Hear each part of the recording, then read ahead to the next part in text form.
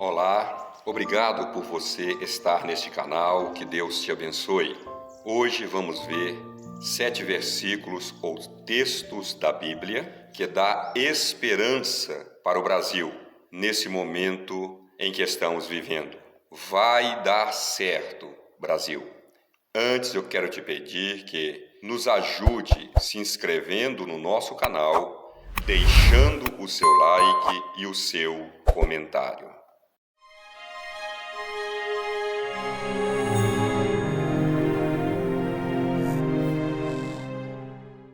O Brasil vive hoje um dos momentos mais difíceis da história.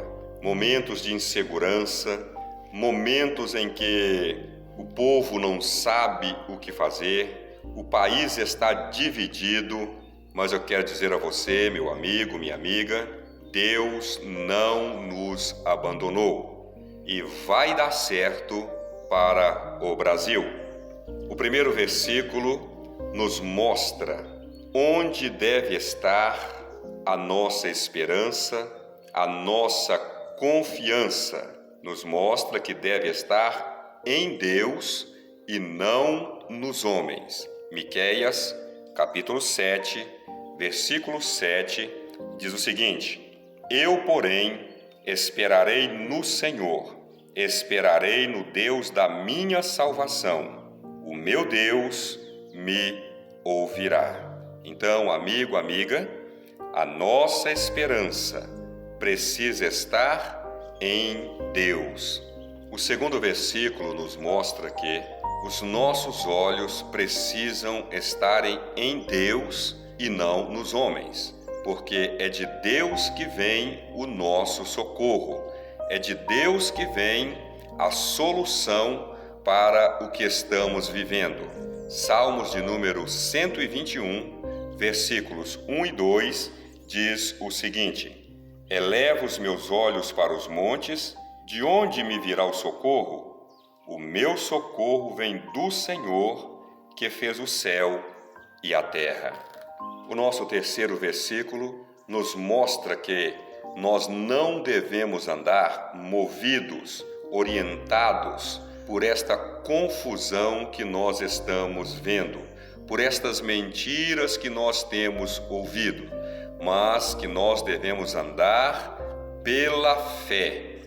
Segunda carta de Paulo aos Coríntios, capítulo 5, versículo 7, diz o seguinte: Porque andamos por fé e não por vista. Uma outra tradução diz: Porque andamos por fé e não pelo que vemos. Então, amigo, amiga, meu irmão, minha irmã, nós andamos por aquilo que nós cremos, e nós cremos em Deus e na sua palavra. O nosso quarto versículo nos diz que nós não temos que lutar contra a carne ou contra o sangue, ou seja, a nossa luta não é contra um homem, não é contra pessoa física, é contra principados e potestades, é contra espíritos dominadores. E essa nossa luta, ela é nas regiões celestiais. Paulo, escrevendo isso aos Efésios, capítulo 6, no versículo 12, ele diz o seguinte: Porque não temos que lutar contra a carne e o sangue, mas sim contra os principados, contra as potestades, contra os príncipes das trevas deste século, contra as hostes espirituais da maldade nos lugares celestiais. Esta sim é a nossa luta espiritual. O nosso quinto versículo nos diz que nós devemos trazer a nossa nação para as mãos de Deus. Isto pela oração, por meio de jejuns, por meio de adoração, por meio de declarações proféticas. Procedendo assim, nós vamos trazer a nossa nação para as mãos de Deus.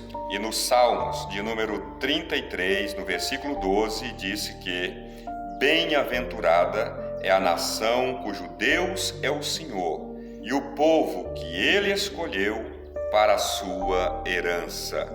O nosso 6º versículo nos diz que Deus é poderoso para fazer muito mais do que nós conseguimos imaginar, muito mais do que nós conseguimos pensar. Carta aos Efésios, capítulo 3, versículo 20, diz o seguinte: Ora, aquele que é poderoso para fazer tudo, muito mais abundantemente, além daquilo que pedimos ou pensamos, segundo o seu poder que em nós opera. Deus é capaz de fazer até aquilo que nós não conseguimos imaginar. Vamos confiar em Deus. O nosso 7º versículo mostra o nosso dever, como nós devemos proceder e o que nós devemos fazer. Devemos cumprir o nosso papel, como está escrito na primeira carta de Paulo a Timóteo, no capítulo 2, no versículo 3, onde diz o seguinte: Admoestas-te, pois, antes de tudo, que se façam deprecações, orações, intercessões e ações de graças por todos os homens, pelos reis e por todos que estão em iminência, para que tenhamos vida quieta e sossegada em toda piedade e honestidade, porque isto é bom e agradável diante de Deus, nosso Salvador. O nosso dever é orar, é colocar os nossos governantes, as nossas autoridades nas mãos de Deus. Vamos cumprir o nosso dever e seguramente Deus fará a parte dele. Vai dar certo, Brasil. Que Deus abençoe o nosso Brasil em nome de Jesus.